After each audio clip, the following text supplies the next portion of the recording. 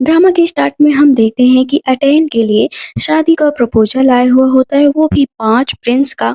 जहाँ पर पांचों प्रिंस सामने खड़े हुए होते हैं कि अटेन के सामने कुछ झलकी आती है, कहती ये क्या, मैं तो मरी ही नहीं, मैं प्राइम मिनिस्टर की रेजिडेंस कैसे आ गई। तभी उसके फादर कहते हैं कि देखो, तुम्हारे सामने 5 प्रिंस खड़े हैं और तुम्हारे लिए इतने महंगे टीचर्स भी लेकर आए हैं, तुम्हें इनमें से एक को चुनना है, जल्द से जल्द चुन लो। उसकी सिस्टर से मिंगजू बोलती है कि सिस्टर प्लीज ना, जल्दी से जल्दी चुनिए, ये अपॉर्चुनिटी अपने हाथ से मत जाने दीजिए। मन में सोचती है कि अच्छा, तो सच में ये सब मेरे लिए कर रहे हैं। पता चलता है कि वहां पर सबसे कहा गया था कि जो भी सही जगह पर निशाना लगाएगा उसकी शादी अटेन से होगी। पांचों प्रिंस ने एक ही जगह पर निशाना लगाया, मतलब वो एक ही को टारगेट कर रहे थे, वो थी अटेन। एक को तो अटेन को चुनना ही था। अटेन ने फैसला लिया कि वो क्राउन प्रिंस से शादी करेगी, क्योंकि बचपन से वो उनको प्यार भी करती थी। कहती ये म्यूचुअल अंडरस्टैंडिंग है। लेकिन उस रात सब कुछ बदल गया। वेडिंग नाइट के दिन उसके कपड़े निकाल लिए जाते हैं, उसका क्राउन भी निकाल लिया जाता है।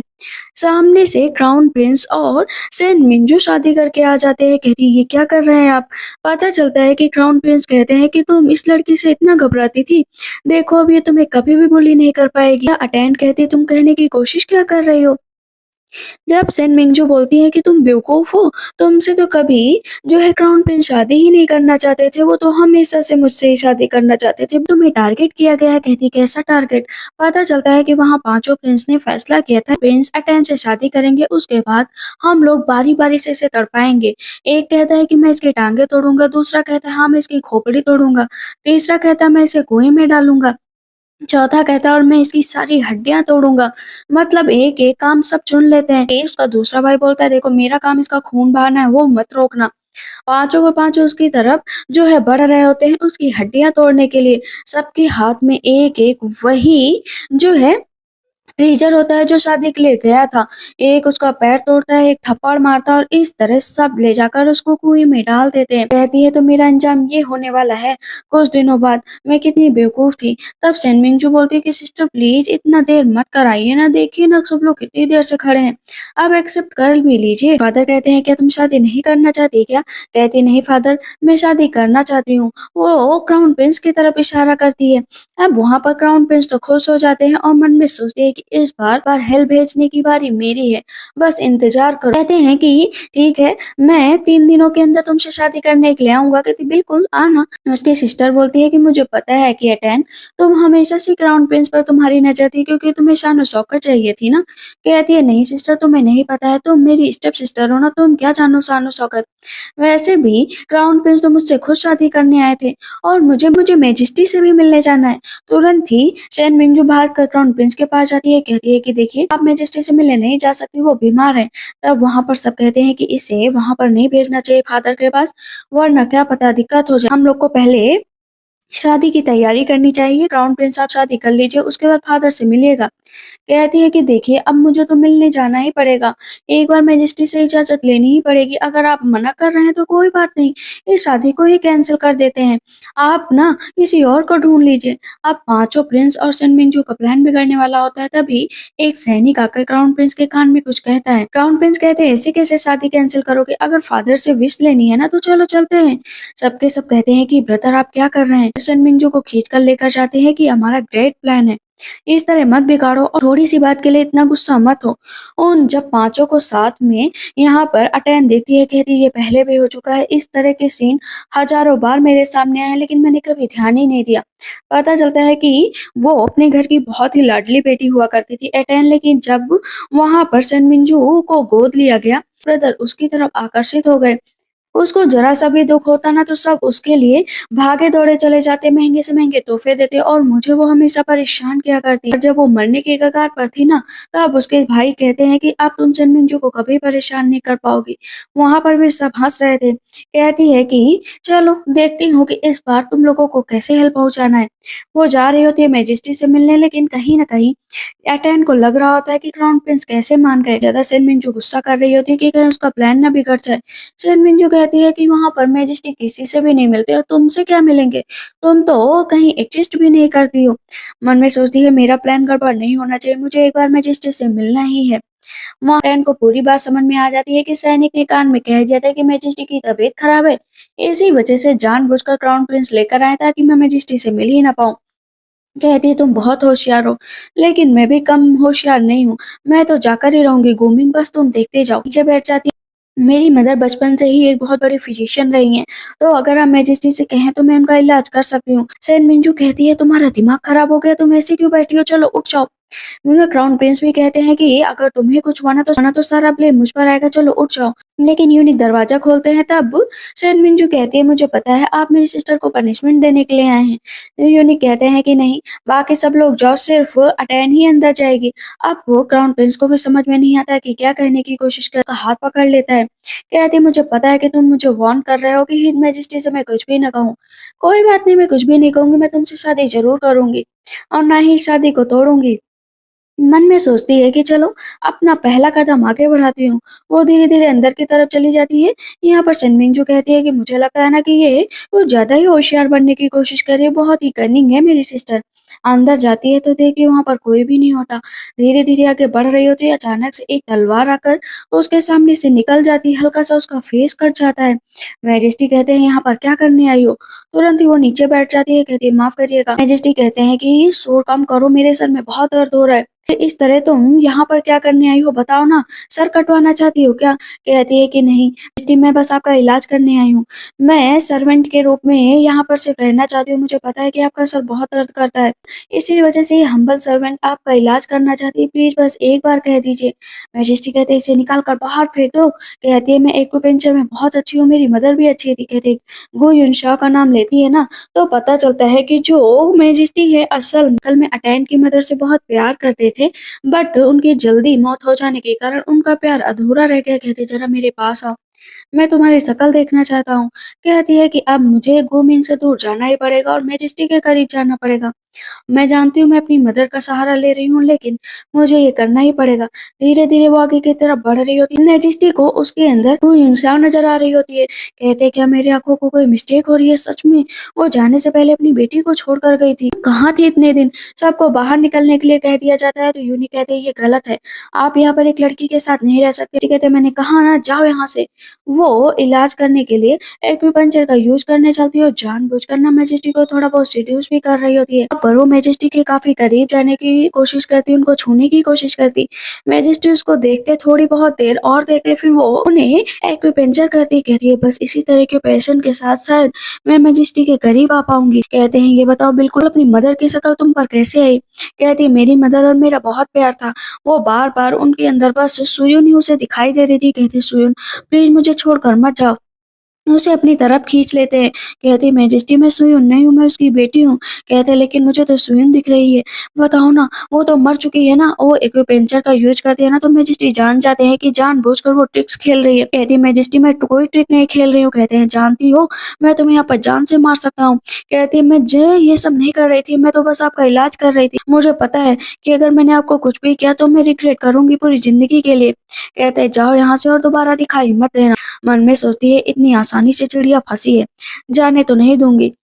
कहती मैजेस्टी मैं आपसे साफ-साफ कहना चाहती हूँ कि मैं ग्रूमिंग के लिए बस एक सर्वेंट से ज़्यादा कुछ भी नहीं। मैं मैजेस्टी के साइड रहना चाहती हूँ, मैं उनके साइड रहकर अपनी ज़िंदगी गुज़ारना चाहती हूँ। मैजेस्टी फिर से उसको तरफ देख के कहते तुम बिल्कुल अपनी मदर के जैसी कैसे हो सकती हो? एक भी चीज़ डिफरेंट नहीं है। क्या सच में कोई ऐसा हो सकता है इस दुनिया में? मैंने कितना ढूँढने की कोशिश की। वो मैजेस्टी का हाथ पकड़ लेती है, कहती है कि अगर आप मेरी मदर को इतना ही मिस करते तो मुझे अपने पास क्यों नहीं रख लेते? वहाँ पर वो बस दाँव खेल रही थी कि क्या पता मैजेस्टी मान ही जाए। कहते ठीक है, अगर तुम चाहती हो कि तुम मेरे साइड रहो तो याद रखो कि तुम्हें दोबारा वापस जाने का मौका नहीं मिलेगा। अभी सोच लो तुम कि क्या तुम मेरी कॉन्सर्ट बनना पसंद करोगी? कहती हाँ मैं कॉन्सर्ट बनने के लिए तैयार हूँ। आप वो बस मेरी एक बात और मान लीजिए। कहते कौन सी बात? कहते हैं पब्लिकली अनाउंस कर दीजिए कि अब मैं आपकी कॉन्सर्ट बन चुकी हूँ। कहते ठीक है जाओ, मैं इसे एक्सेप्ट करता हूँ। मन में सोचती है कि वक्त आ गया है। थे कि वो वापस आ रही होती है और अचानक से उसके भाई उसके ऊपर सड़ा घुला पानी डाल देते हैं। कहते देखो तो बिल्कुल माउंटेन घोस्ट लग रही है, बहुत ही गंदी बदबू आ रही होती है। उसके भाई कहते हैं सेनमिंजू अच्छा लगा ना, इसको इसको परेशान करके। तुम जब दुखी होती हो ना तो हम लोगों को बिल्कुल भी अच्छा नहीं लगता। देखो इसको गंदा कर दिया तुम हँसी ना तो हम सबको भी अच्छा लगा। कहते सिस्टर ये बताओ तुम्हारे अंदर क्या एबिलिटी है कि तुम मैजेस्टी के पास चली गई? क्राउन प्रिंस की आइडेंटिटी छीनने को तो तैयार ही हो, उनसे शादी करोगी। कहती है कि चलो इसका और भी बुरा हाल करो। कहते क्या करने वाले हो बताओ ना तुम लोग क्या करने वाले हो? वहाँ पर जबरदस्ती उसकी बहन उसके स्क्रैच पर ना अपना हाथ रखकर दबा रही होती है। कहती है तुम्हारे चेहरे का घाव ही देखकर लग रहा है कि मैजेस्टी ने तुम्हें जरा सा भी भाव नहीं दिया है। वैसे याद रखो कि तुम बहुत ही डर्टी हो। सारे रॉयल ब्रदर ना तुमसे जो है नफरत करते हैं, उनको तुमसे घिन आती है। वो तुम्हारे पास कभी भी नहीं आएंगे। कहती है और क्या करना चाहती हो बताओ ना?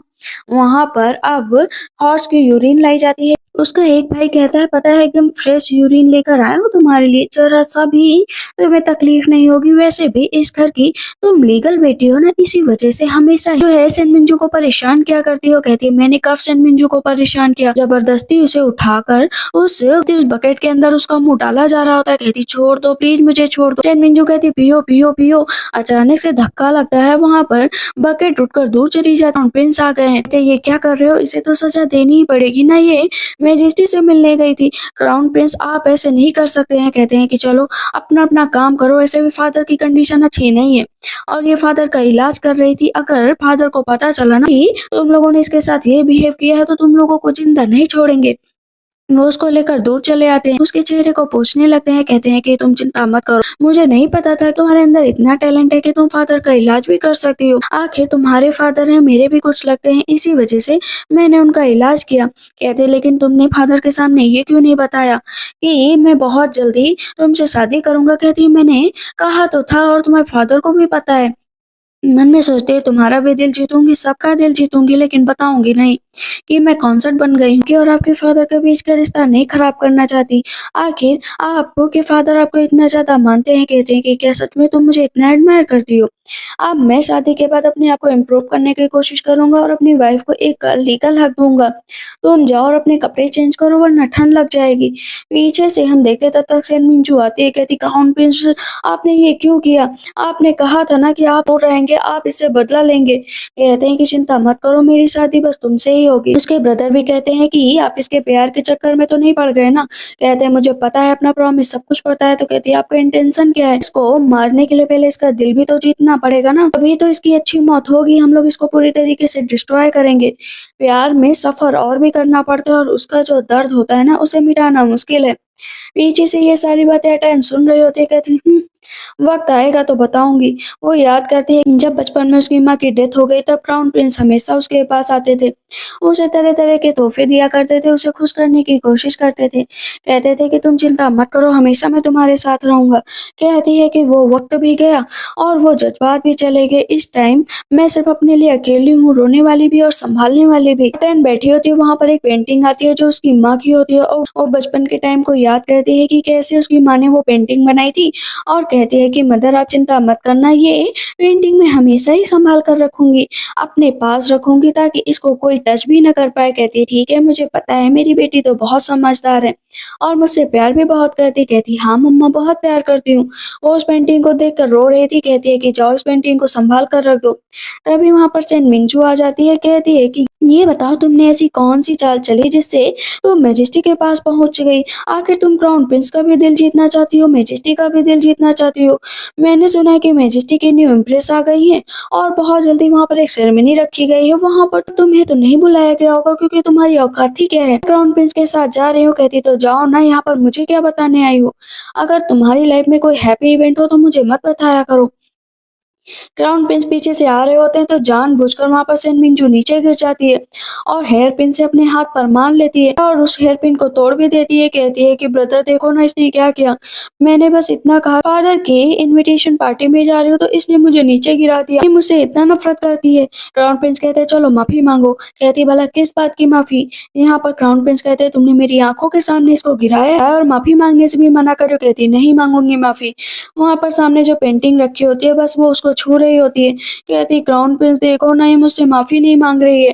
क्राउन प्रिंस तुरंत ही वो पेंटिंग उठा लेते हैं। कहते हैं कि तुम जब तक इससे माफी नहीं मांगोगी, तुमने इसकी फेवरेट हेयर पिन तोड़ी है, तब तक तुम्हें ये पेंटिंग नहीं मिलेगी। कहती है कि इतना आगे मत बढ़ो क्राउन प्रिंस, कि मुझे कुछ और करना पड़े। कहते हैं तुम जैसी औरत कर भी क्या सकती है, सांप से भी जहरीली हो तुम। कहती है अच्छा, लेकिन मैं इससे माफी नहीं मांगूंगी। कहते तो ठीक है, मैं तुम्हारी ये पेंटिंग फाड़ दूंगा। उसके वो तुरंत ही टुकड़े टुकड़े कर देते हैं। वो कहती प्लीज ऐसा मत करो। पीछे से सेनमिंग जो हंस रही होती है और वो खूब तेजी से रो रही होती है। कहती है आपने अच्छा नहीं किया, पता है ना ये किसको बिलोंग करती है। कहते हैं किसको बिलोंग करती है, मुझे नहीं पता। तुरंत ही वो सेनमिंग को उठाकर लेकर वहां से चले जाते हैं। कहते हैं मदर, आपका लास्ट गिफ्ट भी यहाँ से चला गया। दासी कहती है ये क्या हुआ, अब इसको तो हम रिपेयर भी नहीं कर सकते। कहती है कि ठीक है, तो इसका बदला लेंगे। इधर वो मैजेस्टी का इलाज कर रही होती है। कहते हैं कि तुम्हारे एक्यूपेंचर का स्टाइल तो बहुत ही अच्छा है। कहती हाँ, सब मदर से मिला है मुझे। वहां पर उसका हाथ पकड़ लेते हैं। कहते हैं कि बताओ तुम्हारी मदर ने कुछ पीछे छोड़ा। कहती हाँ, उनकी एक पेंटिंग मैं आपको वेडिंग डे के दिन गिफ्ट में दूंगी। तब मैजेस्टी कहते हैं मैं उसका इंतजार करूंगा। अब वो पेंटिंग मेरे लिए लकी स्टार है, तुम भी मेरे लिए लकी स्टार हो। सब कुछ मुझे वो चाहिए जो तुम्हारी माँ के पास था। कहती बिल्कुल मिलेगा। वापस आ रही होती है तो क्राउन प्रिंस खड़े होते हैं। कहते हैं कि बताओ फादर ने क्या कहा, आज तुमने फादर के सामने मेरा जिक्र किया ना। कहती फादर तो बहुत खुश हैं, वो तुमसे प्यार भी बहुत करते हैं। उन्होंने शादी भी कर ली है, लेकिन तुम चिंता मत करो। कहते हैं वैसे भी न्यू इम्प्रेस आने वाली है, पता भी नहीं कौन है। कहती है कि वक्त आने पर पता चल जाएगा, वैसे भी इतना सोचने की क्या जरूरत है, तुम्हारे फादर तुम्हारा इंतजार कर रहे हैं। वहां से वो चले जाते हैं। पीछे सोचती है कि हाँ जाओ, याद रखो कि मैं भी तुम्हें प्यार में इतना गहराई में ले चलूंगी ना कि निकलने में तुमको भी दिक्कत होगी। अभी अपना खड़ी होती है। इधर हम देखते हैं कि लोग वहां पर जो है इनविटेशन आया था उसके लिए जा रहे थे। शेनमिंग जो कहती है मैं तो तैयार हो चुकी हूँ, क्राउन प्रिंस के साथ जाऊंगी। और भला उससे अटेन को बुलाया है किसने होगा, सब उसके ऊपर हंस रहे होते हैं कि मेड को भला कोई बुलाता है क्या इस तरह की पार्टीज में। चलो चलते हैं, आज वहां पर बहुत मजे करेंगे। क्राउन प्रिंस कहते हैं बस करो, तुम लोग इस तरह क्यों एक लड़की का मजाक उड़ा रहे हो। शेन मिंजू कहती है कि आप भला उस लड़की के पीछे क्यों पड़ गए, वो कितनी बेकार है, मुझे कितना बुली करती है। उसके सारे ब्रदर भी कहते हैं कि इस तरह अटेन के पीछे मत पड़िए। कहते हैं कि तुम लोग मेरा दिमाग खराब कर रहे हो, चलना हो चलो वरना यहीं पर बैठो। इधर हम देखते हैं कि वो बढ़िया से रेड ड्रेस में पहुंच जाती है अब हॉल के अंदर, जहां पर मैजेस्टी कहते हैं कि सब लोग खड़े हो जाओ। सब अपनी अपनी जगह पर बैठ जाते हैं। तब सेनमिंजू कहती है कि बताइए ना, यहाँ पर ये लड़की कौन है। अब गोमिंग थोड़ा सोच में पड़ जाता है कि अटैन ने आज तक कभी भी सेनमिंजू की बुराई नहीं की है, ना ही उसके बारे में कोई गलत शब्द कहा है। सब कहते हैं कि अरे अब मेरी न्यू मदर अपना चेहरा दिखा भी दे। गोमिंग कहता है ये फिगर बहुत जाना पहचाना लग रहा है। दूसरे प्रिंस बोलते हैं कि फादर मदर से कहिए ना चेहरा दिखाएं। धीरे धीरे वो अपना फैन हटा रही होती है। गोमिंग के साथ सबके भी होश उड़ जाते हैं। कहती है कि अब सबने मेरा चेहरा देख ही लिया है, तो चलो जल्द से जल्द मुझे ग्रीट करो। अब यहाँ पर मैजेस्टी कहते हैं ग्रीट करो, तुम्हारे सामने न्यू इम्प्रेस बैठी है, समझ में नहीं आता है। सबके सब नीचे बैठ जाते हैं और गोमिंग को भी नीचे बैठना पड़ता है। उसे हर एक पुरानी बात याद आती है कि कैसे इन लोगों ने उसे तड़पाया था। कहते हैं कि न्यू इम्प्रेस बहुत लंबे दिन तक जिए, हम सब उन्हें ग्रीट करते हैं। कहती ठीक है, अपनी अपनी जगह पर बैठ जाओ। सब कहते हैं ये पॉसिबल कैसे हो सकता है, ये न्यू इम्प्रेस कैसे बन सकती है। सनमिंग जो खड़ी हो जाती है कहती है कि ए अटैन, तुम ज्यादा होशियार बनने की कोशिश कर रहे हो। आखिर तुम एक सर्पीली जहरीली औरत हो और तुम वहां तक पहुंच कैसे गई। अटैन बोलती तुम्हारी हिम्मत कैसे हुई इम्प्रेस का नाम लेने की, इसे जोरदार थप्पड़ मारो। वहां पर उसे जोरदार थप्पड़ बढ़ता है। सबके सब उसके ब्रदर कहते हैं नीचे बैठ जाओ, तुम्हें इस तरह नहीं बोलना चाहिए। मैजेस्टी कहते हैं इसकी जुबान बहुत तेज चल रही है, काट दो इसकी जुबान। सारे के सारे भाई नीचे बैठ जाते हैं कि माफ कर दीजिए, माफ कर दीजिए, सेन मिंजू का ऐसा कहना नहीं था। सेन मिंजू ये नहीं कहना चाहती थी, उसके मुंह से ऐसे निकल गया। कहती हाँ मैजेस्टी मुझे माफ कर दीजिए, मैं सच में ऐसा नहीं कहना चाहती थी। उसे हर एक बात फिर से पुरानी याद आती है कि कैसे ये लोग हंस रहे थे, आज उसके सामने हाथ जोड़ रहे हैं। फिर से बहुत तेज से चिल्ला रही होती है सेन मिंजू प्लीज मुझे छोड़ दो, मुझे छोड़ दो। गोमिंग सामने बैठ जाता है कि फादर सेन मिंजू की कोई गलती नहीं है, ये इसे माफ कर दीजिए। इसके मुंह से बस निकल गया क्योंकि दोनों बहनें हैं और इस तरह कोई किसी को देखेगा तो निकल ही जाएगा। कहते ठीक है, मैं तुम्हारे कहने पर इसे छोड़ रहा हूँ, लेकिन दोबारा ये गलती नहीं होनी चाहिए। वो दोनों बैठ जाते हैं। यहाँ पर वो उसका हाथ पकड़ लेता है। कहती है कि अच्छी बात है, क्राउन प्रिंस तो मेरे पास ही रहेंगे, जिनके सबसे ज्यादा वैल्यू मैजेस्टी करते हैं। अगर वो एक बार कह देना तो दुनिया इधर की उधर हो जाएगी। कहीं न कहीं एटैन को अब समझ में आ रहा होता है कि क्राउन प्रिंस के बाद तो मैजेस्टी टाल नहीं सकते, लेकिन 20 साल पहले अपना पुराना प्यार भी तो नहीं भूल सकते हैं। कि मैजेस्टी कहते तुम्हें बुरा तो नहीं लगा ना। कहती मैजेस्टी भला मुझे क्यों बुरा लगेगा। मैजेस्टी आपने जो प्रेजेंट लाने को कहा था ना, मैं लेकर आई हूँ। वहां पर जब मैजेस्टी को याद आता है कि उसे वो पेंटिंग देने वाली थी अपनी माँ की, तो वो बहुत खुश हो जाती है कि मुझे दो दो दो। लेकिन अंदर जब खोलते हैं तो सिर्फ एक जो है स्क्रप्चर रखा होता है। कहते हैं ये क्या, पेंटिंग कहाँ पर है? कहती पेंटिंग तो मैं लाई थी और उसे बहुत अच्छे से संभाल कर भी रखा था। कहती क्या मतलब, बताओ। यहाँ पर मैजेस्टी कहते हैं मुझे वो पेंटिंग दिखाओ जिस भी हालत में है। तुरंत ही वो बॉक्स खोलते हैं और पेंटिंग के टुकड़े टुकड़े होते हैं। कहते हैं ये किसने टुकड़े किए, मुझे बताओ ना। गोमिंग और सनमिंग जो दोनों डर जाते हैं। कहती है कि मैं तो अपने चैम्बर में बैठी थी पेंटिंग संभाल कर लाने के लिए, लेकिन अचानक से मेरी सिस्टर मेरे ऊपर गुस्सा कर रही थी और मेरी सिस्टर का गुस्सा देखकर जो है गोमिंग ने वो पेंटिंग फाड़ दी, सिर्फ इस वजह से क्योंकि मेरी सिस्टर नाराज ना हो। मैजेस्टी कहते हैं कि गोमिंग तुम ऐसा कैसे कर सकते हो। सनमिंग जो कहते हैं तुम कितनी भी एफर्ट कर लो, लेकिन मैजेस्टी का डीपेस्ट फेवर तो सिर्फ गोमिंग के लिए है, तुम कुछ भी नहीं कर सकती। और जो है मैजेस्टी क्राउन प्रिंस को कुछ भी नहीं कहेंगे, लेकिन 20 साल पुराने प्यार को मैजेस्टी भूल नहीं पा रहे थे। कप उठाकर तुरंत ही गोमिंग को मार देते हैं। कहते हैं कि मैंने तुम्हें क्राउन प्रिंस के पद तक पहुंचाया और मैं बिल्कुल भी समझ नहीं है कि किसी के साथ कैसे रहना चाहिए। सारे प्रिंस भी कहते हैं कि फादर ने आज तक क्राउन प्रिंस पर कभी गुस्सा नहीं किया, और अचानक से इतना गुस्सा, क्या खास है उस पेंटिंग में। कहते हैं निकल जाओ अभी के अभी, वरना तुम सबको यहाँ पर मैं जान से मार दूंगा। वहाँ पर वो बैठ जाते हैं। कहती है आप चिंता मत करिए, आप सही हो जाएंगे। वहाँ पर वो मैजेस्टी का बहुत ख्याल रख रही होती है और गुमिंग को बहुत गुस्सा आ रहा था। कहती है कि मेरे चेस्ट में पेन हो रहा है, मैं थोड़ी देर के लिए बाहर हवा में जा रही हूँ। कहते हैं ठीक है। वो मैजेस्टी पेंटिंग को देखकर रो रहे होते हैं। बाहर भी वो जानबूझकर रही होती है। गोमिंग आ जाता है, कहता है कि तुम मेरे साथ ऐसा कैसे कर सकती हो। 3 दिन बाद मेरी शादी होने वाली थी और तुमने मैजेस्टी से शादी कर ली। आखिर तुम ऐसा क्यों कर रहे हो, बताओ ना, कौन सी ट्रिक खेल रही। सब इंटेंशन वाइज नहीं है कि है ना, वो पेंटिंग भी जानबूझकर मेरे हाथों से फड़वाई। तब यहाँ पर सेन अटेन कहती है कि देखा, तुम्हारा दिल टूटता हुआ देखकर मुझे कितना अच्छा लग रहा है। तुम तो मेरा दिल तोड़ना चाहते थे, खुद ही का दिल तोड़ बैठे। कहती है ऐसी बात नहीं है गोमिंग, पता है मैं तो तुमसे ही शादी करना चाहती थी, लेकिन मैजिस्ट्री ने मुझे फोर्स किया। मैं मैजिस्ट्री से शादी नहीं करती ना तो सेन मिंजू का तुम सपना पूरा कैसे कर पाते। कहती क्या मतलब, क्या कहना है तुम्हारा। कहती उस दिन मैंने सारी बातें सुन ली थी कि तुम सेन मिंजू से प्यार करते हो, उसे शादी करना चाहते हो, तो मैंने बस तुम्हारा रास्ता साफ किया है। मुझे पता है कि तुम जब मुझसे प्यार ही नहीं करते तो ऐसा क्यों कर रहे हो। जाओ और अब सेन मिंजू से शादी करो, अपनी जिंदगी अच्छे से गुजारो। मेरी शादी हो चुकी है और मैं इसे एक्सेप्ट कर लिया है। भले ही मुझे कितनी भी तकलीफ हो, मैं इस तकलीफ में भी रहकर अपनी शादी अच्छे से बिताऊंगी। दुनिया भर का नाटक करके वो वापस चली जाती है, लेकिन मैजेस्टी उन दोनों को साथ में देख लेते हैं। जान जाते हैं इसका कैरेक्टर कुछ ठीक नहीं है। यूनिक कहते हैं कि आपको इस तरह कैजुअल वर्ड पर ध्यान नहीं देना चाहिए। कहते हैं मैंने तो बस उसके अंदर जो है अपनी लवर की शक्ल देखी थी, मतलब गु युंगशाओ की। अब ये यहाँ पर कौन सा नाटक कर रही है, इसको तो मैं खुलासा करके ही रहूंगा। बहुत जल्दी पता चल जाएगा कि ये मेरी आंखों के नीचे से गुमिंग को सेड्यूस करने की कोशिश कर रही है। इधर वो वेडिंग नाइट के लिए बैठी होती है, काफी टाइम हो जाता है लेकिन मैजेस्टी आते ही नहीं है। कहती देखो तो आज मैजेस्टी आया नहीं, अब पूरे महल में आपकी बदनामी होगी कि वेडिंग नाइट के दिन मैजेस्टी नहीं आए, आपका रुतबा नीचे हो जाएगा। आप इम्प्रेस हैं और आप इम्प्रेस को इस तरह कोई बेइज्जत करेगा तो कैसा लगेगा। पता चल जाता है कि मैजेस्टी ने उसे देख लिया था, इसी वजह से शायद वो ऐसा बिहेव कर रहे हैं, लेकिन कोई बात नहीं, पैलेस में रहना है तो मैजेस्टी का दिल जीतना ही पड़ेगा। इस पर दासी कहती है कि अगर मैजेस्टी गुस्सा हो गए तो मार दिया तो। कहती है अरे मुझे सोने दो, कल का कल देखूंगी, तब मैं बताऊंगी कि क्या कर सकते हैं क्या नहीं। मैं मैजेस्टी को बस एक सब्स्टिट्यूट की तरह यूज करना चाहती हूँ। ये रातें आती जाती रहेंगी, लेकिन मेरा काम है अपना मकसद पूरा करना। यूनिक आकर मैजेस्टी को बताते हैं कि उसे जरा सा भी फर्क नहीं पड़ा, वो लैंप बुझाकर सो गई है। मैजेस्टी कहते सच में ये मेरे पास सिर्फ नाटक करने के लिए आई थी क्या। दूसरी कंकुबाइन आ जाती, कहती आज नहीं तो कल मैं तुम्हें मार कर ही रहूंगी जो तुमने मैजेस्टी से शादी कर ली है।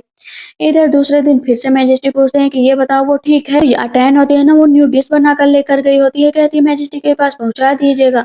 यूनिक कहते हैं ठीक है आप लोग जाइए। रास्ते से जा रही होती है तो दासी कहती है मैजेस्टी तो आपसे मिलना ही नहीं चाहते तो आपका सूप क्यों एक्सेप्ट करेंगे। यूनिक कहते हैं कि जो है अटैन ने आपके लिए सूप भिजवाया है, वो चाहती थी कि आप पी ले। कहते हैं अगर वो इतना ही मैनिपुलेट मुझे करना चाहती है, मुझे अपने झांसे में फंसाना चाहती है, तो मैं नहीं पीऊंगा। नेक्स्ट डे वो दूसरी डिश भेजती है, कहते हैं ले जाओ। तीसरी डिश कहते हैं ले जाओ। इस तरह डिशेस आती रहती है, वो हर डिश को पीछे भेजते रहते हैं। 15 दिन बीत जाते हैं, उसके एक और दांव खेलने जो है अटैन भी जाती है। कहती है आज मैं मैजेस्टी का फेवर जीत कर ही रहूंगी। कहती है लेकिन कैसे। 15 दिन तक मैजेस्टी ने आपका खाना छुआ तक नहीं है। कहती हाँ ठीक है, आप बस आज के दिन और उसके बाद सब काम सही हो जाएगा। वो आ गया मौका। कहती कौन सा मौका? पता चलता है पीछे कंकुबाइन आ जाती है। कहती इम्प्रेस, लगता है मैजेस्टी तुम्हें देखना तक नहीं चाहते हैं। इधर मैजेस्टी इंतजार कर रहे होते हैं कि आज अटेंड की कोई डिश ही नहीं है। यूनी कहते हैं कि डिश ले जाओ। कहते हैं लेकिन मैजेस्टी आज कोई डिश ही नहीं है। क्या मतलब इम्प्रेस नहीं है? वो फिर से मेरा दिल जीतने की कोशिश करे। नहीं, मुझे लगता है कि रास्ते में कुछ हो गया है, पता करो। अब वहाँ पर उसे देखने के लिए मैजेस्टी आखिरकार जाते ही हैं। इधर हम देखते हैं कि जो कंकुबाइन होती है ना, उसका खाना नीचे गिरा देती। कहती ये क्या किया तुमने? ये मैजेस्टी के लिए मैं लेकर जा रही थी। कहती वो क्या है ना, मैं हम्बल सर्वेंट हूँ मैजेस्टी की, कंकुबाइन ही सही, लेकिन तुम्हारी कोई इज्जत नहीं है। कहती कोई इज्जत हो या ना हो, लेकिन मैजेस्टी से मैं बहुत प्यार करती हूँ। वो आगे बढ़ने की कोशिश करते हैं तो यूनिक कहते हैं चलिए ना। कहते हैं नहीं, बस मुझे पीछे से देखने दो। वो जान जाती है कि मैजेस्टी खड़े हैं। कहती है मैं कुछ भी ऐसा नहीं कर रही हूँ, बस मैजेस्टी के पास जाने की कोशिश कर रही हूँ। आखिर वाइफ होने के नाते मेरा इतना तो हक बनता है।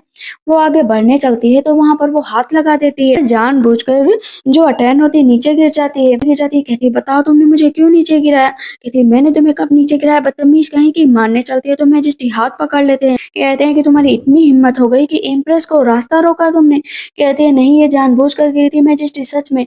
मैजेस्टी कहते हैं अब मैंने अपनी आंखों से देखा कि किस तरह तुम जो है यहाँ पर अटेंड को परेशान कर रही थी। वो उसको अपनी बाहों में उठा लेते हैं और लेकर वहां से चले जाते हैं। कहती है देखा, मैंने तो पहले ही कहा था। पीछे से वो हंस रही होती है, बैठी होती है। कहती है मैजेस्टी मुझे माफ कर दो, मैं तो बस आपके लिए सब कुछ करना चाहती थी। पुरानी बातें फिर से मैजेस्टी को याद आती है कि कहीं वो उसे सेड्यूस करने की कोशिश तो नहीं कर रही, और किस तरह वो गोमिंग से भी मिल रही थी। जी कहते हैं कि तुम मुझे सच में एडमायर करती हो तो क्राउन प्रिंस के पास क्यों गई? तुम्हारा क्राउन प्रिंस के लिए दिल धड़क रहा है क्या? कहती नहीं, ऐसी बात नहीं है, मैं वहाँ पर नहीं जाना चाहती थी। उस दिन क्राउन प्रिंस ने मुझे ज़बरदस्ती रोक लिया। वो चाहते थे कि मैं उनसे फ्रेंडशिप रखूँ, वो चाहते थे कि मैं उनसे शादी करूँ। मैंने उनसे साफ-साफ कहा कि मेरी और आपकी शादी हो गई और कुछ तो शर्म करो, इस तरह मेरे रास्ते में मत आओ। कहते हैं मैं जानता हूँ कि तुमने यही कहा होगा, मुझे ही शायद कुछ गलतफ़हमी हो गई होगी। है कि मैजेस्टी को बुलाया गया है। कहते हैं रात में मेरा इंतज़ार करना। दासी आती है, कहती है कि सब कुछ अब आपके कहने के हिसाब से हो रहा है। सेटल डाउन हो गया? कहती है हाँ सेटल डाउन हो गया, लैंप तैयार करो। वहाँ पर 6 लैंप होती हैं। कहती है कि 6 लैंप, आखिर ये छठी लैंप किसके लिए आपने जलाई? कहती है कि ये मैजेस्टी के लिए। अभी क्राउन प्रिंस ना पूरे टाइम अटैन के बारे में सोच रहे होते हैं। सेन मिंजू आ जाती है, कहती है कि सेन्यूटन ने अच्छी ट्रिक खेली, देखो इम्प्रेस बन गई और आप भी मुझसे दूर होते जा रहे हैं। आप मुझसे शादी करेंगे या नहीं करेंगे? कंसर्ट बनकर जल्द से जल्द आपके साथ आना चाहती हूँ। सच में मेरी बहन से प्यार तो नहीं हो गया? वो बहुत ही बेकार है, मैं आपसे कितनी बार कहूँ। पुरानी बातें जब क्राउन प्रिंस को याद आती हैं तो उन्हें सच में लग रहा होता है कि उन्होंने गलत किया। इस सेन मिंजो पर भरोसा करके और एक हैंकी भी गिर जाती है। वो हैंकी देने के लिए सेन मिंजो के पास जाते हैं तो देखते हैं सेन मिंजो दासी को थप्पड़ मार रही होती है क्योंकि रास्ते में वो टकरा गई थी। कहते हैं, तुम्हारी हिम्मत कैसे हुई? मैं यहाँ की इम्प्रेस बनने वाली हूँ और तुम मुझसे टकरा गई। अपने रास्ते से तो उस यूटर्न को भी हटा दिया तो तुम तो कहीं भी बिलोंग नहीं करती हो। याद रखो कि मैं तुम्हें जान से मार डालूंगी। आप जाकर कहीं न कहीं क्राउन प्रिंस की आंखें खुलती हैं कि उन्होंने कितनी गलत लड़की का साथ दिया। मतलब उस लड़की का साथ जो हमेशा से यूटर्न को परेशान करती आई थी, हमेशा उसको अपने झांसे में फंसाती आई थी। कहते हैं तुमने अच्छा खेल खेला। कहती माफ कर दीजिए, निकलो अभी के अभी यहाँ से। तुमने इतना बड़ा खेल खेला, तुम्हें क्या लगता है कि मैं बेवकूफ हूँ? लेकिन अब मैं तुम्हारी किसी बात पर यकीन नहीं करूंगा। कहती मुझे माफ कर दीजिए, बस मैं आपसे प्यार करती थी, इसी वजह से मैंने ऐसा किया। यूटर्न से मेरी कोई दुश्मनी नहीं थी। कहते हैं कि दुश्मनी तो अब निभाई जाएगी, इसको ले जाकर हमेशा के लिए कोर्ट पैलेस में बंद कर दो, ये कभी किसी को दिखाई नहीं देनी चाहिए। एक-एक बात सोचकर अब क्राउन प्रिंस का दिल टुकड़ों में बँट जाता है कि आखिर वो यूटाउन से माफ़ी माँगे तो कैसे माँगे। इधर वो तैयार हो रही होती है और बढ़िया से ड्रेस पहनती है कि मैजेस्टी आज रात में आएँगे। उसके पास से उसके रूम में कोई आ जाता है। कहती है अरे मैजेस्टी आप। क्राउन प्रिंस आकर उसे गले से लगा लेती। कहती है ये क्या कर रहे हो? अगर तुम्हारे फादर ने देख लिया ना तो तुम्हें जान से मार देंगे और मुझे भी मार देंगे। मन में सोचती मेरा पूरा प्लान भी फेल हो जाएगा। कहती शर्म करो, थोड़ी शर्म करो, मैं तुम्हारी मदर हूँ। कहते हैं कि मैं तुम्हें कुछ नहीं मानता हूँ, बस तुम मेरे लिए यूटर्न हो, बचपन की दोस्त, मेरा प्यार, मैं जिसे शादी करने वाला था। इस तरह मैं सारी मेमोरीज को कैसे भूल जाऊं? अगर तुम मुझे मारना चाहती हो ना तो मार दो, लेकिन प्लीज मेरे साथ रहो। तुम मैजेस्टी के साथ मत रहो ना। कहती है कि ठीक है, अगर तुम यही चाहते हो ना तो मेरे लिए काम करो और अपने चारों भाइयों को मार दो, तो मैं तुम्हारे पास चली होंगी हमेशा के लिए। कहते सच कह रही हो? मैजेस्टी को धोखा देकर तुम्हारे पास रहूंगी। कहते ठीक है, मैं तुमसे प्रॉमिस करता हूँ उन चारों को मैं खत्म कर दूंगा। कहते ठीक है, फिर इंतजार किस बात का, और वो दिन जल्दी ही लेकर आओ मेरी जिंदगी में। उसको गले से लगा लेता है। है। इधर हम देखते हैं कि वो सारे ट्रेजर निकालती है, कहती है इसमें से एक ने कहा कि मेरी टांगे तोड़ेगा, एक ने कहा था मेरा कंधा तोड़ेगा, एक ने कहा था मेरा मुंह खराब करेगा, ये सारे ट्रेजर लेकर जाओ, इन्हीं से उनको मार कर कुएं में फेंक देना। अरे क्राउन प्रिंस एक एक चीज याद कर रहे होते हैं कि कैसे वो अपने भाइयों को मारे। वहाँ पर चारों भाई उसके बैठे होते हैं, कहते हैं ब्रदर क्या हुआ, आप कुछ ज्यादा ही ड्रिंक कर रहे हैं, कुछ आपको परेशान कर रहा है क्या? और इतने महंगे ट्रेजर जो आपने यूटॉन के लिए रखे थे, आखिर यहाँ पर क्या करने के लिए रखा है? कह रहे होते हैं कि हमारे पेट में दर्द हो रहा है, पेट में दर्द हो रहा है, और सब बेहोश होकर गिर जाते हैं। सैनिकों को बुलाते हैं और उन्हें बुरी तरीके से मारा जाता है, कंधे हाथ पैर मुंह सबका तोड़ दिया जाता है। कहते हैं किसी को कानो कान खबर न होने पाए, इन चारों को ले जाकर जंगल के बीचों बीच फेंक दो। वो 4 दिए बुझा देती है। तो जेड होता है ना, वो भी उठा लिया था चोरी चुके। कहती है अब इन लोगों को जान से मारने की बारी मेरी है। वो चारों कह रहे होते हैं कि आखिर क्राउन प्रिंस को हुआ क्या, वो हम लोगों को ऐसे कैसे मार सकते हैं, इतनी ट्रबल कैसे क्रिएट कर सकते हैं, आखिर हम लोग तो उनके ब्रदर है, हम लोग तो भाग भी नहीं सकते, इतना बुरा हाल किया है। टैन आ जाती है वहां पर, जितने बाहर लोग होते हैं ना उनको मार देती है। फिर बाहर की तरफ खड़ी हो जाती है, सब कहते हैं कौन है? कहती है मैं। कहती है अरे टैन तुम यहाँ पर क्या कर रही हो? कहती है बस वही जो तुम चाहते थे, उन सब के कपड़े निकाल कर सेम वैसा ही सीन उसके सामने नजर आ रहा था। को उसी कुएं के अंदर फेंक देती है, कहती तड़पो, तड़प तड़प कर मरो लेकिन तुम्हें कोई बचाने नहीं आएगा। और क्राउन प्रिंस का जेड भी अंदर उठाकर फेंक देती है। इधर बहुत देर तक इंतजार कर रही होती है, पर उसकी दासी की अभी तक आई क्यों नहीं, अभी तक आई क्यों नहीं है टैन।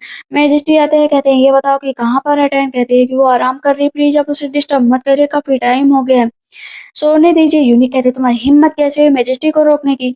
मैजेस्टी कहते ठीक है अगर सो रही है तो सोने दो।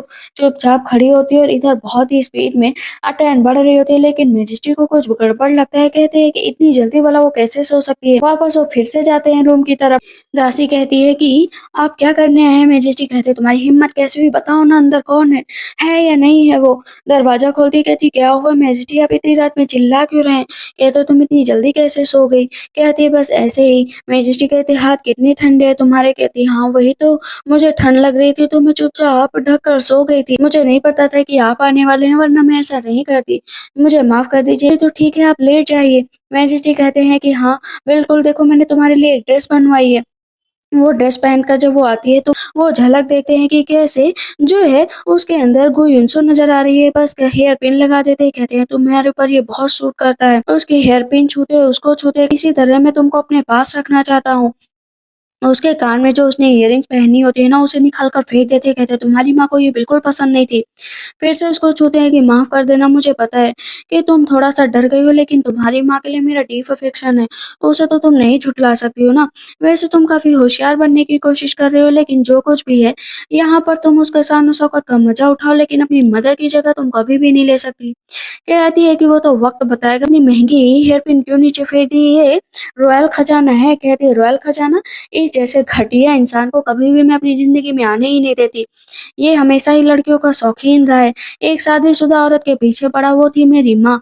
इसे लग रहा था कि मेरी माँ से शादी करेगा, लेकिन ये मत भूले मैं इसे भी जान से मारूंगी, वैसे ही जैसे इसने मेरी माँ को मरने के लिए मजबूर किया था। अब सिर्फ 2 लोग बचे हैं, मैजेस्टी और वो क्राउन प्रिंस। इन लोगों को भी मैं उसी जगह पर पहुंचाऊंगी, उसके बाद शांति से रहूंगी। का दिल जीतने की कोशिश करती है कि अब यहाँ पर मैजेस्टी कहते हैं तुम क्या कर रही थी अभी? कहती कुछ नहीं मैजेस्टी, आखिर मैं आपके पास रहना चाहती हूँ। मैजेस्टी कहते हैं जाओ, मेरे पास रहने की कोई जरूरत नहीं है। यूनिक कहते हैं कि चलिए मैजेस्टी, आपको बुलाया गया है। सर मैजेस्टी बहुत गुस्सा हो जाते हैं कि आखिर किसकी इतनी हिम्मत हो गई कि मेरे चारों बेटों को नुकसान पहुंचाया है। तो मैं क्या लगता है कौन ऐसा हो सकता है?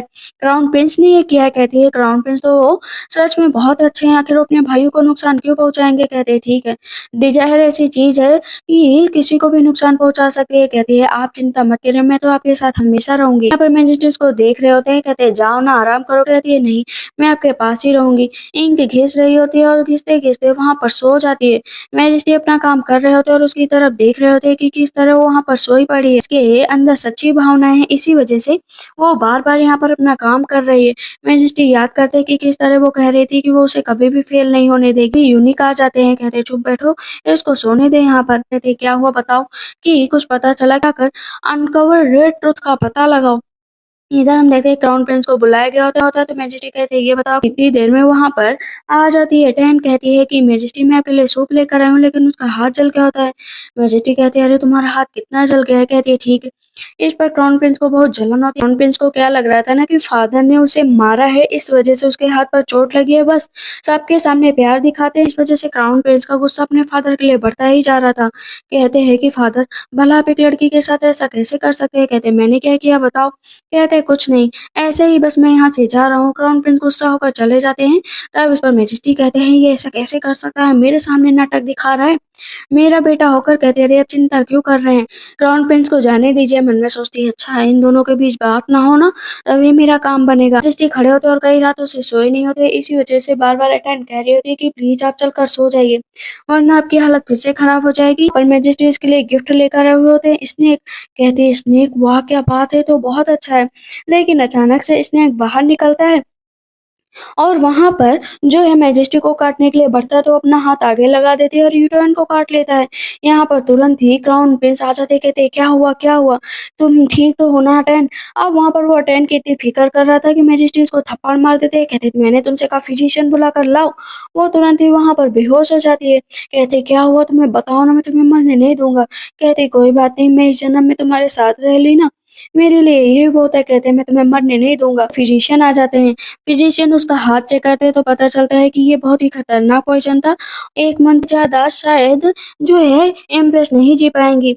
अगर तब तक इनके पॉइजन का क्योर निकाल लिया गया ना तो ठीक है। कहते हैं कि मैं किसी भी हालत में तुम्हें बचा कर रहूँगा। पर वो कहती है कि मैजेस्टी आप चिंता मत करिए, वैसे भी आउटसाइडर लोगों को पता चलेगा कि आप इम्प्रेस के लिए इतना सब कुछ कर रहे हैं, तो आपकी कितनी बदनामी होगी। कहते हैं मुझे इन सब चीज़ों से डर नहीं लगता। पता चलता है कि वो जो हैंकी थी ना उसमें एक ऐसा पॉइजन उसने मिला रखा था, सांप के पास ले जाओ तो वो बिल्कुल अपने आप से बाहर हो जाता है और सामने वाले पर्सन को काटने के लिए दौड़ता है। उसने बस वहाँ पर वही किया था और मैजेस्टी पीछे से आ रहे थे। दासी कहती है कि आपने अच्छा खेल खेला लेकिन इससे आपकी जान भी जा सकती थी। कहती है फिजिशियन को तो मैंने अपने जाल में बिछाया था, मुझे कुछ भी नहीं होगा और बस आगे की चाल चलना और बाकी है। बैठी होती है तब तक वहाँ पर क्राउन प्रिंस आ जाते हैं, उसको गले से लगा लेते हैं। कहते तुम ठीक तो हो ना? कहती ये क्या कर रहे हो तुम फिर से यहाँ पर आए, अगर किसी ने देख लिया तो? कहता है मुझे डर नहीं लगता है, मैं फादर से भी नहीं डरता हूँ, मैं तुम्हें कुछ भी नहीं होने दे सकता। ये बताओ तुम्हारे और फादर के बीच में क्या चल रहा है? कहती कुछ भी नहीं चल रहा है, मैंने अभी तक तुम्हारे फादर को छुआ भी नहीं है। कहते तो फिर ये बताओ कि मैं ऐसा क्या करूँ कि तुम मुझसे शादी कर लो? कहती है कि तुम ये जानती हो कि तुम्हारे फादर बहुत ही स्ट्रांग है, अगर उन्हें पता चला तो तुम्हारा गला काट देंगे। तुम अपने फादर के सामने खड़े भी नहीं हो सकते, कुछ भी कर लो नहीं खड़े हो सकते, मतलब नहीं खड़े हो सकते, जाओ यहाँ से। तक पीछे से मैजेस्टी आ जाता है तो क्राउन प्रिंस भाग जाते हैं। क्या मैजेस्टी कहते हैं चलो मैं तुम्हें सूप पिला देता हूँ। वहाँ उसे सूप पिला रहे होते हैं और पीछे से क्राउन प्रिंस खड़े होकर देख रहे होते हैं। उन दोनों के प्यार को देखकर अब क्राउन प्रिंस को और भी गुस्सा आता है कि मैं अपने फादर को जिंदा नहीं छोड़ूंगा। कहती है कि आप प्लीज ना क्राउन प्रिंस पर इतना गुस्सा मत दिखाइए, फादर और सन का बॉन्ड है, इस तरह अगर लोगों के सामने आया है तो सोचो ना क्या होगा। कहते हैं मैं ग्रूमिंग के अगेंस्ट नहीं जा रहा हूँ लेकिन मैं उसको रिप्लेस कर दूंगा, उसे हमेशा के लिए मार दूंगा। तब तक पीछे से क्राउन प्रिंस निकलते हैं। कहते हैं कि मेरे फादर मेरे बारे में ऐसी कैसे बकवास कर सकते हैं। कहती ग्रूमिंग चिंता मत करो, तुम्हारे फादर तुमसे प्यार करते हैं, बस वो ऐसा ही कह रहे थे। कहते नहीं इतना आसान नहीं होने वाला, मैं तुम्हारा साथ दे सकती हूँ तुम्हारे फादर को मारने में। कहती लेकिन कैसे बताओ ना। कहती देखो तुम्हारे फादर मुझसे बहुत ही प्यार करने लगे हैं, मेरे पास अच्छा मौका है, तुम अपने फादर को मार दो और मुझे अपनी इम्प्रेस बना लो, इस तरह हम दोनों अच्छे से जिंदगी गुजारेंगे। कहते सही कहा तुमने। वहाँ से क्राउन प्रिंस चले जाते हैं, इधर यूनिक आते हैं और खूब तेज से चिल्लाने लगते हैं। चारों प्रिंस की डेड बॉडी मिल चुकी है, वो ये जेड भी मिला। मैजेस्टी के मुंह से ब्लड निकलने लगता है कि वो चारों चले गए हों, मुझे अभी भी यकीन नहीं था कि क्राउन प्रिंस ऐसा कर सकते हैं। अब वहाँ पर बार बार वो समझा रही होती है कि आप चिंता मत करिए, आप चिंता मत करिए। वहाँ पर फिर से मैजेस्टी के सर में दर्द होने लगा। कहती क्या करूँ बताओ ना। कहती कुछ नहीं, मैं आपका इलाज कर दूंगी, आप सही हो जाएंगे। वो एक्यूपेंचर का यूज कर रही होती है, एक जगह पर बैठी होती है। कहती धीरे धीरे मैं सारा काम यहाँ से खत्म करने वाली हूँ। कहते हैं कि मैजेस्टी की हालत खराब होते ही जा रही थी। यूनिक आते ही कहते हैं कि क्राउन प्रिंस रिबेलियन बन गए हैं। क्राउन प्रिंस तलवार लेकर आते हैं। कहते हैं फादर अब तो मरना पड़ेगा। मन में सोचती है कि वक्त आ गया। वहां पर सबसे पहले वो यूनिक का गला काटा और फिर आगे की तरफ बढ़ रहा था। वह मैजेस्टी बोलते हैं कि इतनी क्या जल्दी है कि तुम यहाँ पर मेरे रूम में चले आए। कहते हैं फादर मैं तो आपसे नफरत करता हूँ, मुझे वो मैजेस्टी का पद चाहिए, क्राउन प्रिंस तो आखिर मैं हूँ ही, आपको भी मरना पड़ेगा और मैं इससे शादी करूंगा, ये मेरी वाइफ बनेगी। कहते हैं क्या तुम दोनों ने मिलकर मुझे बेवकूफ बनाया, तुम दोनों ऐसा आखिर मेरे साथ कैसे कर सकते हो। कहते फादर आप इतने क्रूअल कैसे हो सकते हैं कि एक औरत को पाने के लिए हद तक गुजर सकते हैं। उसको इतना प्रताड़ित किया, उसको इतना मारा, मेरी आँखों के सामने बस इससे प्यार जताते थे। वो गले लग जाता है कि अब हम दोनों हमेशा साथ में रहेंगे, लेकिन वो चाकू निकालती है और वहाँ पर क्राउन प्रिंस को भी मार देती है। मैजेस्टी देख रहे होते अपनी आँखों से कि किस तरह वो क्राउन प्रिंस को भी मार रही। कहती वो क्या है ना, चारों ब्रदर को भी मैंने ही मरवाया था, उनको रास्ते में मैंने मारा, तुमने तो फिर भी बचाने की कोशिश की, लेकिन मैं क्या करूँ, उन लोगों को मरना पड़ा। और वो बचपन की बातें सोचती है कि किस तरह उससे साथ देने का वादा किया था। मैजेस्टी कहते तुमने बताओ ना क्यों किया ये? कहती मैजेस्टी करना पड़ा, क्या करूँ? जैसे तुम्हारी वजह से मेरी मदर ने सुसाइड करने की कोशिश की। लाखों यहाँ पर रानियां होने के बावजूद शादीशुदा औरतों पर नजर रखते थे। तुम कहते थे मेरी माँ से प्यार करते हो, लेकिन नहीं, तुम कभी भी मेरी माँ से प्यार करते ही नहीं थे। तुमने मेरे अंदर मेरी माँ की शक्ल देखी है, लेकिन याद रखो कि जो तकलीफ मेरी माँ को हुई थी ना, वही तकलीफ मैं तुमको दूंगी। एयर पिन निकालती है और सीने के यार पार कर देती है। कहती दर्द हो रहा है ना? ऐसे ही मेरी माँ को दर्द हुआ था, इतना दर्द जो दर्द मैं आज तक महसूस कर रही हूँ। आखिरी दिया भी बुझा देती है और अब बन चुकी होती है वो उस राज्य की इम्प्रेस। सबका खात्मा आखिर फाइनली मैंने कर ही दिया। मदर को दिया हुआ प्रॉमिस धीरे धीरे वो राजगद्दी की तरफ बढ़ रही होती है और इसी के साथ इस ड्रामा की एंडिंग होती है। तो आप लोग का ड्रामा कैसा लगा मुझे कमेंट सेक्शन में जरूर बताइएगा। तब तक के लिए बाय बाय, टेक केयर।